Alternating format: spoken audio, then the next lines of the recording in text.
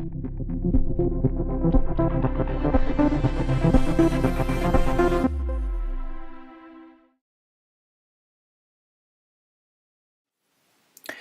there, this is Chris Kellett with MuseGrid.com, and in this short tutorial we're going to talk about exporting to your local drive.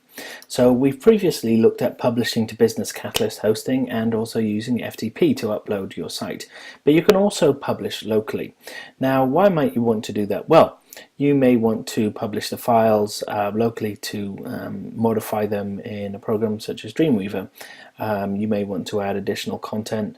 You may want to create a local copy of the site, or you may not have an internet connection and you just want to publish and test on your local server. So let's take a look at doing that. If we go to the File menu, we've looked at upload to FTP host, but we've got export as HTML. So if we click on that option, then we have a domain name, so we want to put in the domain name that we want to reference it to, and then the location. So the reason why we put the domain name is because we want to link files back so that when we do upload to our hosting server, then all of the files have got the correct reference to them. Just click on the location. Where do you want to store it? Let's click on, I'm going to put it in my desktop, and I'm just going to create a new folder called tester,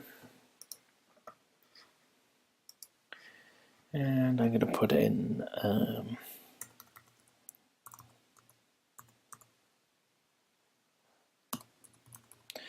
and click OK. Now it's also useful to, if you've never done this before, to export out so you can take a look at the actual structure of how Muse puts together a site, which is quite interesting to take a look at. So we'll just do that for the last part of this tutorial. We'll just, once it's exported, it says that we have a few warnings here, and that was to do with forms and so on, but let's take a look at this folder structure here. So we can see all our pages, we can see our sitemap, which is really nicely formed. We can see all the different pages we've got. We've got the CSS pages here, we've got the items that are in our phone, we've got our assets, which is our Apple Touch icon, and also images that were generated to create the site. So it's good to take a look at that and see how Muse actually generates the structure for the site as well. And that's how you use the export under the file export as HTML in Adobe Muse. Thanks for watching.